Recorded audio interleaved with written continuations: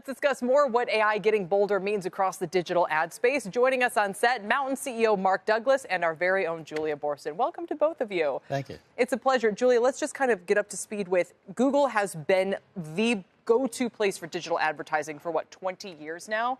If it's changing, and I'm sure they don't want to cede anything here, but what could it open up? Well, look, I just think you can't underscore how massive the Google search business is. More than 2 billion people use it. It's responsible for $175 billion in revenue last year. Wow. And Sundar Pichai was very optimistic that this would not change the way people click on things and the way they get compensated for ads. But there's no doubt to me that if their search product becomes so much more conversational, so much more effective, then people will be clicking less. I think the question ultimately for their revenue standpoint is whether the search is so useful that you have advertisers willing to pay more because they know that they're going to actually be reaching exactly the consumers they want. And Mark, the question, you always seem to be able to peek around corners. That's why you do what you do. Okay, so what my larger question would be, as this all migrates to voice, because it seems like that's where this is going, is that ultimately I'm chatting with Siri or Google's whomever and getting them to help me complete my tasks. How does advertising fit into that at all? Well, it's not clear right now. And I think one thing about all this is Google probably has more lawyers ready to go than they have engineers.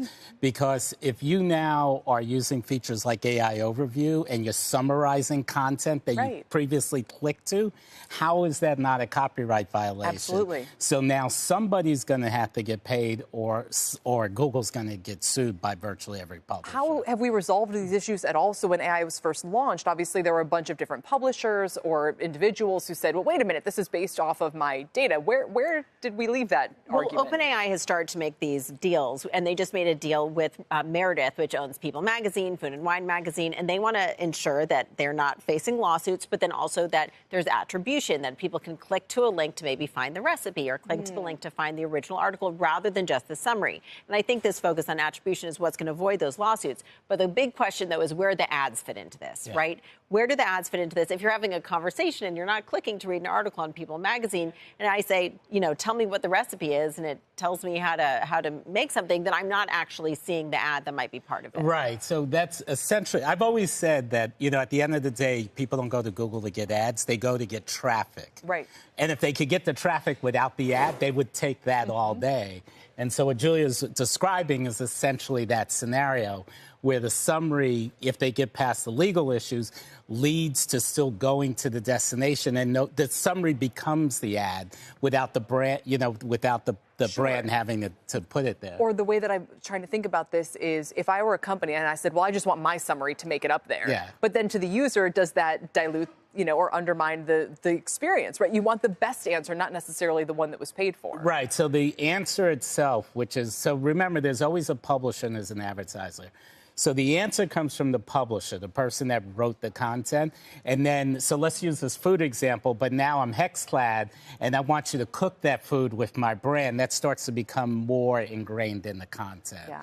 And that's how you start to, it changes it from a set of links to, it's product placement on television. Remember the days of product placement? Oh, sure. It starts to hit, those kinds of ideas start to come to the surface. But there's no doubt that what Google's doing, also what OpenAI is doing, is going to change the business of search. Meta has talked about its conversational search engine, what's effectively going to be a search engine, and how they're going to be potentially, I would imagine, able to put ads into there. So I would think in the next couple of years, especially as Google says, this product is going to be reaching 1 billion people pretty soon. We are going to see a new format of advertising, probably different from what we've seen before. Especially, Mark, because the last time we were chatting, it was about how traditional kind of banner ads or display ads, also, that's not working anymore. People want to be integrated into the retail experience, for example. So that there's a lot brewing beyond just the Google component. What did we also learn this week?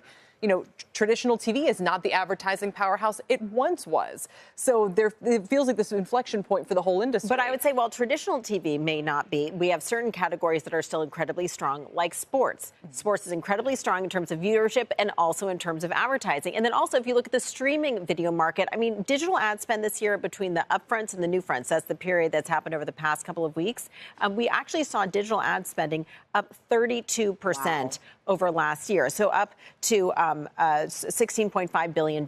So we're not talking about a small amount of money. We're talking about a lot of money that's growing fast and is going to continue to grow because there's so much value in the ability to target what has effectively been traditional advertising, but now you can deliver it in a more targeted way. And I think for a lot of viewers, they say, well, I don't know whether I'm calling it TV or calling it YouTube or whatever, but I'm still seeing ads with my video content. Right. You're basically there to view content, and the ads are still there because they finance creating the content, and that you can't really separate the two.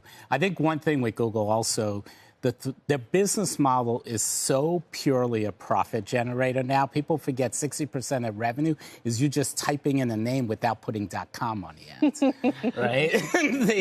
And so I don't see this necessarily being as profitable as it's been. So if I'm an investor, that's what I'm worried about. And the pace of this has been, we're only a year in to AI. And so this is moving very, very fast, and it's going to affect the economics of this And maybe business. some of the advertisers hang out in places like the online video market where they feel like, okay, they're not going to see as much disruption for now. Yeah. Thank you both. We appreciate it. Mark Douglas, our Julia Borston. Appreciate your time today.